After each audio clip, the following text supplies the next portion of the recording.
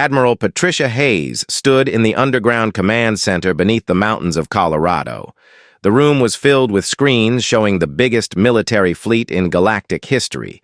Over 10,000 ships from 47 different worlds were moving toward Earth's solar system. Each species had contributed their finest warships and most experienced commanders. The irony was not lost on her that some of humanity's strongest allies were the very aliens they had defeated months earlier. Zethkar now worked as an advisor to human intelligence. Several Zephyrian and crystalline commanders had asked to fight alongside human forces rather than against them. President Frank Morrison sat in the Oval Office, preparing to give the most important speech in human history. He was the brother of Captain Jake Morrison, who had first encountered the Velthari. The weight of representing all humanity pressed heavily on his shoulders. "My fellow humans," he began, speaking to cameras that would broadcast his words across Earth and to every human colony in space. "And to the people of the galaxy who are listening to this message. For the past year, humanity has extended hands of friendship to your civilizations. We have offered to share our technology, our knowledge, and our resources." The president paused, looking directly into the camera. His next words would be heard by billions of beings across the galaxy. "We have responded to aggression with restraint. We have answered threats with patience. We have met your fear with understanding. But let there be no mistake about what you are attempting to do today." In the command center, Admiral Hayes watched as alien fleets moved into their final attack positions. Their formation was impressive but predictable to commanders who had studied every great military mind in human history. "You believe that superior numbers will overcome superior technology," the president continued. "You are wrong. You believe that humanity, when faced with destruction, will negotiate and surrender. You are wrong. And you believe that we will give you one last chance to reconsider before we defend ourselves." Captain Nick Davis received the activation codes aboard his ship, the Retribution. Across human space, vessels that had appeared to be simple cargo ships, research vessels, and civilian transports suddenly revealed their true nature. Hull plates slid away to reveal weapon systems. Fake identification signals shut down to show real military designations. "You are wrong about that too," President Morrison said with finality. The alien armada suddenly found themselves facing not the few dozen patrol ships they had expected, but over 8,000 human vessels that had been waiting in perfect ambush positions throughout the solar system. Every asteroid, every moon, every seemingly empty patch of space had been hiding human warships. But the real shock came when Admiral Hayes opened communications with the alien fleet commanders. Her voice was calm and professional, but the words she spoke changed everything.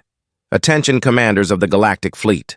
You are now looking at approximately 1/3 of humanity's active space force. These ships you see are classified as patrol and escort vessels. Our main battle fleet is currently conducting training exercises in the Alpha Centauri system." The displays throughout the alien ships showed the true scope of human military power. Battle cruisers the size of small moons, weapons that could crack planets in half. Technology that made everything the galaxy had ever built look like children's toys made from sticks and stones. "Our siege fleet is stationed in the Wolf 359 system," Admiral Hayes continued. "Our deep strike fleet is positioned near several of your home worlds. We could have ended this before it began. But we chose to give you this opportunity to understand the situation." The holographic displays showed something that made alien commanders throughout the fleet feel sick with fear. Human ships were already in orbit around their home planets. They had been there for months, invisible and undetected, but capable of devastating entire worlds at any moment. "Every ship in your fleet has been targeted by our deep strike units for the past 6 months, Hayes explained. "We know the name of every commander, the home address of every crew member, and the technical specifications of every vessel. We have chosen not to act on this information until now. Admiral Kretok of the Zephyrian hegemony stared at his tactical display in horror. The screen showed his own ship's internal layout with perfect accuracy. It marked the location of every crew member, every weapon system, every critical component. The humans had somehow scanned through his ship's heaviest armor as if it were made of glass. General Vakthul, who had been given command of the Velthari contribution to the fleet, felt his heart sink as he recognized the same terrible precision that had defeated him at Kethmora Station. But this time, the scale was beyond anything he could have imagined. The final transmission came from an unexpected source. Zethkar's voice echoed through the communication systems of every ship in the Galactic Fleet. He was speaking from the bridge of a human vessel, wearing the uniform of a human diplomatic advisor. "To my fellow beings across the galaxy," he said, his voice filled with both sadness and hope. "I warned you not to attack the humans because they would never give you one last chance. I was wrong about that. This is your last chance." The screens throughout the alien fleet showed images that drove home the full extent of human capabilities. Massive space stations that could build entire fleets in a matter of days, weapons that could reach across interstellar distances in seconds, shield technology that could protect entire star systems. They could destroy every world that contributed. "Ships to this fleet," Zethkar continued. "But instead, they offer you a choice. Turn around now and live in peace as neighbors in a galaxy where the strong protect the weak, or continue forward and discover why humanity spent 10,000 years learning how to wage war." For several long minutes, the space between the two fleets was filled with silence. Alien commanders spoke frantically with their governments back home. Some wanted to attack immediately, believing that retreat would mean slavery. Others begged for permission to withdraw before humanity lost patience. The decision came not from any single government, but from the crews themselves. One by one, alien ships began to turn away from Earth. First the smaller vessels, then the medium cruisers. Finally, even the massive battleships that had never retreated from anything. Admiral Kretok was among the last to turn his ship around. As his fleet began the long journey home, he sent a message to Admiral Hayes. "You could have destroyed us all without warning," he said. "Why did you show us mercy when we came to your home with weapons and threats?" Hayes's reply was simple. "Because we hope that former enemies can become future friends. But we also hope that you will remember this day and make sure such a fleet never threatens anyone again." Within a year, the Galactic Council had been reformed with Earth as its capital. Humanity had become the peacekeepers of a galaxy that finally understood the difference between conquest and protection. But in the deep space monitoring stations that humanity maintained throughout known space, the watch continued. Because the greatest lesson that 10,000 years of human warfare had taught them was simple. Peace must always be defended by those strong enough to protect it, and humanity was very, very good at protecting things. 6 months had passed since the incident at Kethmora Station. The Great Council Hall was more crowded than it had ever been before. Representatives from every major civilization in the galaxy had come to discuss what they were calling the human problem. Zethkar stood in the center of the room, but he was no longer wearing the uniform of a Velthari commander. His own empire had declared him a traitor for warning other species about humanity's power. Now he wore simple gray clothes and spoke, as a refugee seeking protection. Council Speaker Thaindar looked tired as he read through the reports that had been coming in from across the galaxy. Each one told the same disturbing story. Species after species had tried to test human strength, and every single one had been defeated quickly and completely. "The evidence is overwhelming," Thaindar announced to the assembled delegates. "In the past 6 months, 12 different civilizations have made contact with the humans. Every encounter has followed the same pattern. The large screen in the center of the room showed a map of the galaxy. Red dots marked the locations where contact had been made with human forces. The dots formed a rough circle around the human. home system, growing larger each month. The Zephyrian hegemony had been the first to test human resolve after the Kethmora incident. They had sent 50 of their finest warships to the human colony system of New Geneva, demanding that the humans pay tribute for protection. The Zephyrians were proud warriors who had never been defeated in battle. Captain Roy Bennett of the human ship Intrepid had met the Zephyrian fleet alone. When they demanded tribute, he had politely declined. When they threatened to take it by force, he had demonstrated a technology that the galaxy had never seen before. In a matter of minutes, the entire Zephyrian fleet had been transported to a holding area near the planet Pluto. Not destroyed, not damaged, but simply moved through space as if by magic. The Zephyrians had found themselves trapped in an invisible cage, completely unable to move or fight. For 2 weeks we were held prisoner, reported Admiral Kreetok of the Zephyrian fleet. But we were not mistreated. The humans brought us food, medical supplies, and entertainment. They repaired our ships and even improved our life support systems. When they finally released us, our vessels were in better condition than when we arrived. The crystalline hierarchy had tried a different approach. They had claimed legal ownership of the asteroid belt where humans were mining valuable metals. Their argument was that since they were older than humanity, they had prior claim to all resources in that region of space.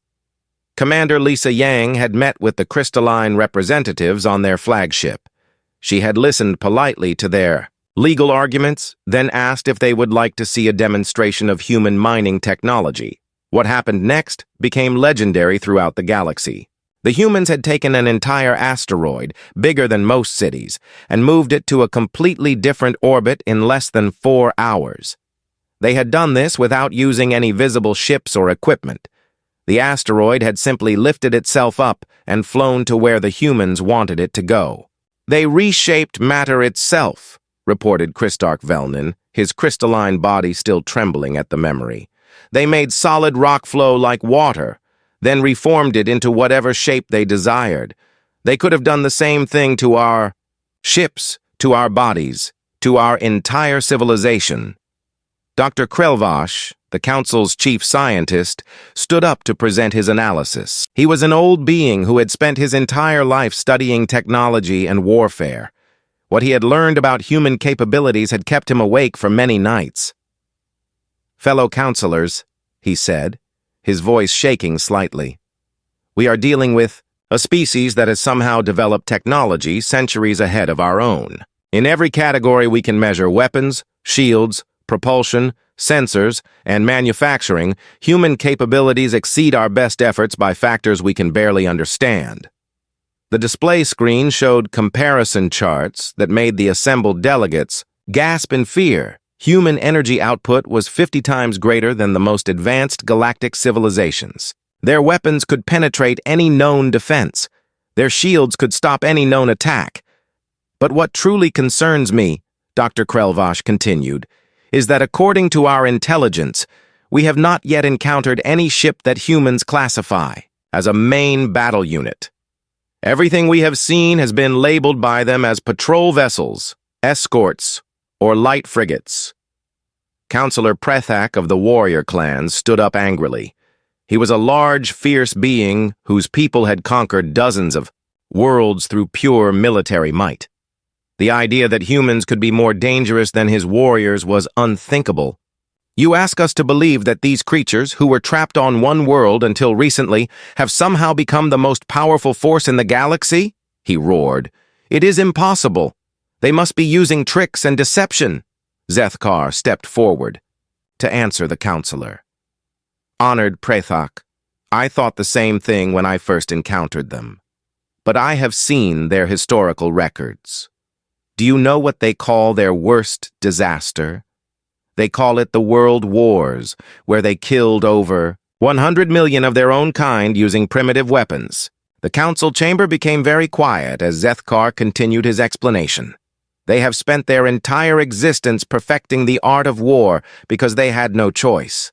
When they finally achieved peace on their home world, they did not forget the lessons they had learned. They built their entire space civilization around one simple idea. Be so strong that no one will dare attack you. The scientist Dr. Krell nodded grimly. Our analysis suggests that human military doctrine is based on what they call overwhelming superiority. They do not fight fair battles. They fight battles where the outcome is decided before the first shot is fired. More reports came in from other species who had encountered humans. The Plasma Collective had tried to blockade human trade routes and had found their entire fleet disabled by weapons that attacked their ship's computer systems directly. The Hive Queens had attempted to establish colonies in human space and had watched in amazement as human terraforming technology turned barren rocks into garden worlds in a matter of days. Every story was the same. Humans demonstrated power far beyond what should be possible, then offered friendship and cooperation instead of demanding surrender. Council Speaker Thaindar called for order as the debate grew more heated. Some delegates wanted to surrender immediately and beg for human mercy. Others wanted to gather every ship in the galaxy and attack before the humans could grow even stronger. The question before us, Thaindar said, is simple. Do we accept human dominance and hope for their continued mercy, or do we unite the galaxy in one final attempt to stop them before they become unstoppable? The vote was closer than anyone expected. 24 civilizations voted to attempt peaceful coexistence. 23 voted for war. But in galactic law, ties were broken by considering which choice would save the most lives. The galaxy chose war. What none of them knew was that Captain Carol Murphy of the Human Ship Observer had been listening to their entire debate from a position just outside their solar system. Her ship was completely invisible to all galactic sensors, using stealth technology that made her vessel undetectable. She had heard every word, recorded every vote, and identified every species that had chosen to fight. The information was already being transmitted back to Earth at faster-than-light speeds.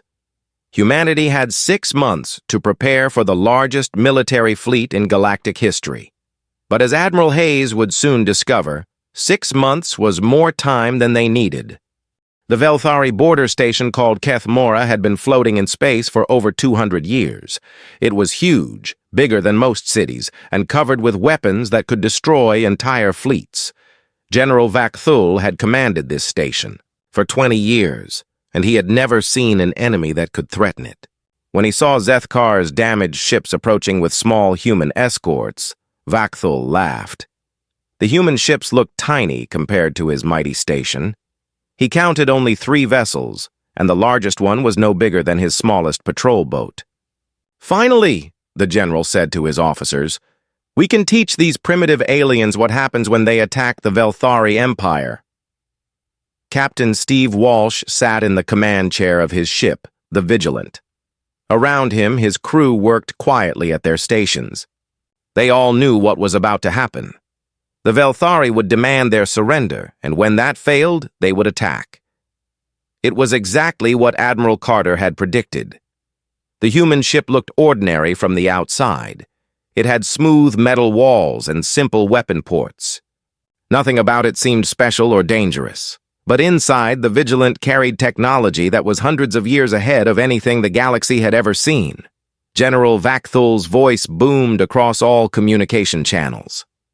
"Attention, human vessels! You are carrying stolen Velthari property and personnel. Surrender immediately, or we will destroy you and take what belongs to us," Captain Walsh replied calmly. "General Vakthul, we are here under a flag of peace to return your people safely. We have no intention of fighting, but we will defend ourselves if we must." The general's laughter echoed through space. "You will defend yourselves? With what? You have 3 tiny ships against my entire battle group. Surrender now, and we might let you live as slaves." On the bridge of the Vigilant, the crew exchanged glances. They had heard these kinds of threats before during training simulations. Their response was always the same. Give the enemy one chance to walk away peacefully. After that, no more chances. "General," Captain Walsh said, his voice still calm and professional, I will ask you one time to reconsider. Allow us to complete our mission peacefully, and no one needs to get hurt today." Vakthul's answer was to order his 12 warships to surround the human vessel. Each of these ships was 3 times larger than the Vigilant and carried enough weapons to level a mountain. The station's massive defense platforms began to glow as they charged their primary cannons. "You humans are either very brave or very stupid," the general sneered. "Let me show you the power of the Velthari Empire." The first attack came from all directions at once. Dozens of energy beams and explosive missiles flew toward the Vigilant from every ship and weapon platform in the system. The combined firepower was enough to destroy a small moon. Then something impossible happened. The space around the human ship began to shimmer like water. A barrier of pure energy formed around the Vigilant, and when the Velthari weapons struck it, they simply disappeared. The energy beams were absorbed completely. The missiles exploded harmlessly against shields that seemed to bend the laws of physics. On his station, General Vakthul stared at his screens in disbelief. His most powerful weapons had done absolutely nothing to the tiny human ship. It was, still floating there, completely undamaged, as if nothing had happened at all. "Impossible," he whispered. "No shield technology can stop that much firepower." Captain Walsh's voice came over the communications again, but now it was different. The politeness was gone, replaced by something cold and hard. "General, you had your chance for peace. Now let me show you what human technology can really do." The Vigilant's response was swift and precise. The human ship fired not one but dozens of beams of energy that passed through the Velthari shields as if they were not even there. But these were not weapons meant to destroy. They were tools designed to disable and embarrass. Every Velthari warship suddenly found its weapons offline. Their targeting systems shut down. Their engines stopped working. But their life support systems, communications, and emergency power remained completely functional. In less than 3 minutes, an entire battle group had been turned into helpless, floating metal. The station's weapons suffered the same fate. The massive cannons that had been charging for attack simply went dead. The defense platforms that had protected Kethamora for 2 centuries were now as harmless as children's toys. General Vakthul tried desperately to restart his systems, but nothing worked. His engineers reported that their computers had been hit by some kind of energy pulse that shut down only military systems while leaving everything else untouched. "This is impossible," the general said again. "How did they know exactly which systems to target?" The answer came when Captain Walsh opened a new communication channel. On every screen throughout the Velthari fleet, detailed information began to appear. Ship names, crew numbers, weapon specifications, and even personal information about the officers. The humans had known everything about the Velthari forces before the battle even began. "General," Captain Walsh said, "my ship has been scanning your fleet since we entered this system. We know the exact location of every weapon, every power source, and every critical system on every vessel you command. We could have destroyed all of you in the first 30 seconds, but we chose not to." On his ship, Zethkar watched the demonstration with a mixture of awe and terror. He had suspected that the humans were holding back during their first battle, but he had not imagined how much. The technology they were showing now was beyond anything he had thought possible. The human ship's scanners were so advanced that they could see through any armor and identify any target. Their weapons could strike with perfect accuracy at any range. Their shields could stop any attack. And most terrifying of all, they had chosen to use none of this power to kill. Captain Walsh continued his explanation to the stunned Velthari forces. "We could have targeted your life support systems instead of your weapons. We could have overloaded your reactors instead of shutting down your engines. We could have turned this battle into a massacre, but we chose mercy instead." The implications hit General Vakthul like a physical blow. These humans had not just defeated his forces. They had completely dominated them while barely trying. They had treated his mighty battle group like children playing with toys. "Why?" the general asked, his voice barely a whisper. Why spare us, when you could have destroyed us so easily? Because, Captain Walsh replied, we believe that former enemies can become future friends, but only if they are wise enough to recognize when they have been beaten and humble enough to accept a better way.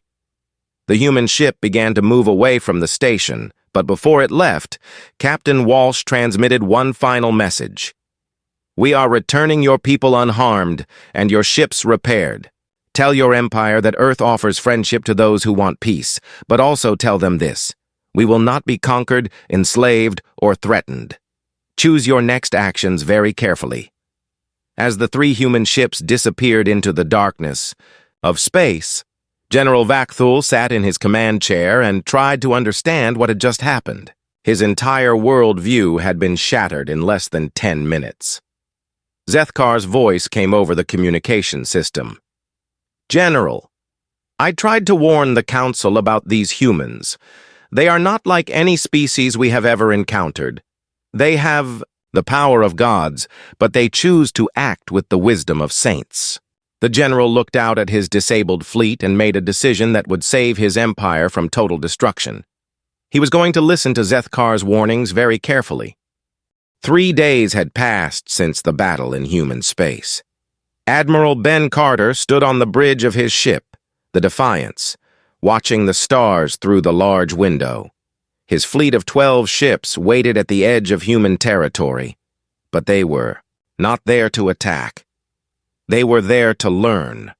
The Velthari survivors had been treated well. Human doctors had healed their wounded using medicines that worked better than anything the aliens had ever seen. Human engineers had fixed their broken ships with tools and methods that seemed like magic. Most surprising of all, the humans had done all of this without asking for anything in return. Commander Amy Rodriguez walked up to the Admiral with a data pad in her hands. She was the head of human intelligence, which meant her job was to learn about other species and understand their intentions. What she had learned about the Velthari in the past 3 days had worried her greatly. Admiral, she said, keeping her voice low so the alien guests on the bridge could not hear. I have finished reading through their computer records. These Velthari were not explorers looking for new friends. They were conquerors looking for new victims. Ben Carter took the data pad and read through the information quickly. The records showed a clear pattern that had repeated for hundreds of years. The Velthari would find a planet with intelligent life. They would study the species from far away to learn about their technology and military strength. If the species seemed weak, the Velthari would arrive with a large fleet and demand surrender. They have done this to 63 different species, Rodriguez continued. Sometimes the species would fight back, but they always lost. The Velthari technology was too advanced. Sometimes the species would surrender without a fight, hoping to survive under Velthari rule. The Admiral looked over at Zethkar, who was standing near the navigation station talking quietly with Dr. Park. The alien commander seemed different now than he had during the battle. The fear and confusion in his eyes had been replaced by something else. Curiosity, perhaps, or maybe respect. What happened to the species that surrendered? Carter asked, though he suspected he already knew the answer. They became slaves, Rodriguez replied grimly. The Velthari would take their resources, their technology, their best and brightest people. Within a generation, most of these species had lost their independence completely. Many had forgotten they were ever free. On the Velthari ship, Zethkar was having the strangest conversation of his life. Dr. Park had brought him a device that could show him information from human history. What he saw on the screen challenged everything he thought he knew about warfare and civilization. The humans called their worst conflicts the World Wars.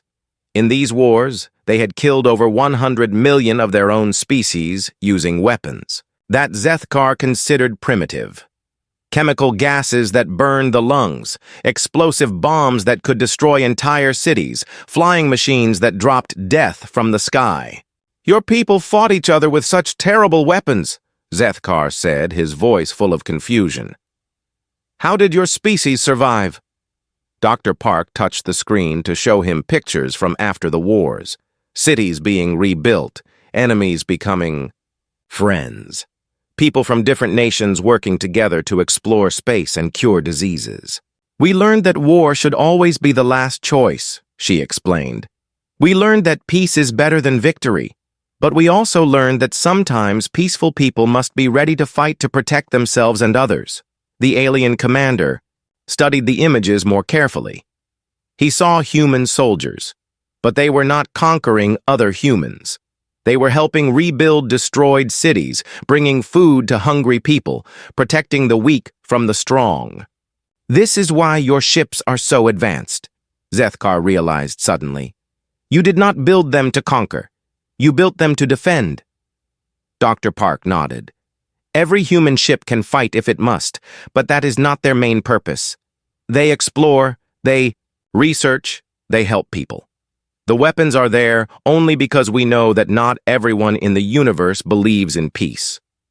Meanwhile, back on the Defiance, Admiral Carter was making a decision that would change galactic history. Instead of simply sending the Velthari home with a warning, he chose to do something much more dangerous. He would accompany them back to their nearest military base and show them exactly what humanity was capable of. Amy, he said to Commander Rodriguez, prepare a message to Earth Command. Tell them we are going to make a statement to the galaxy. It is time they understood what they are dealing with. The human fleet that accompanied the Velthari ships back to their territory was small. Only 3 vessels, led by Captain Steve Walsh in a ship called the Vigilant. To anyone watching, it would look like a simple escort mission, but the Vigilant carried technology that would shock the galaxy. As they traveled through space together, Zethkar spent more time talking with the humans. He learned about their philosophy of war, which was unlike anything he had ever heard before. We have a saying, Dr. Park told him. Speak softly and carry a big stick. It means that peaceful words are always better than threats.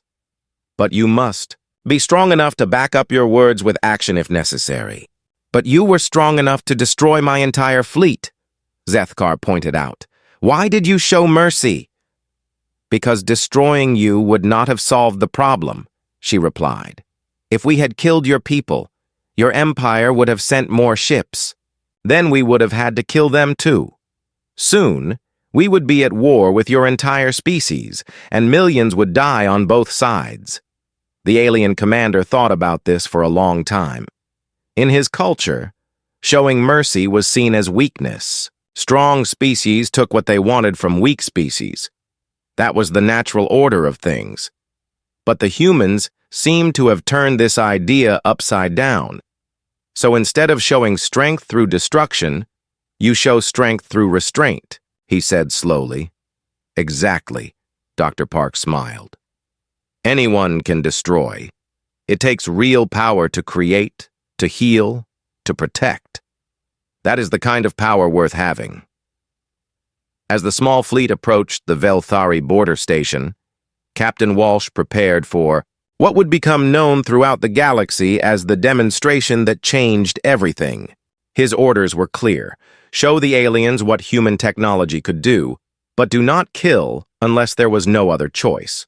The Velthari station was massive, built to intimidate anyone who saw it. It had enough weapons to destroy a small moon and was defended by 12 warships. To the station commander, General Vakthul, the approaching human vessels looked like insects flying toward a giant.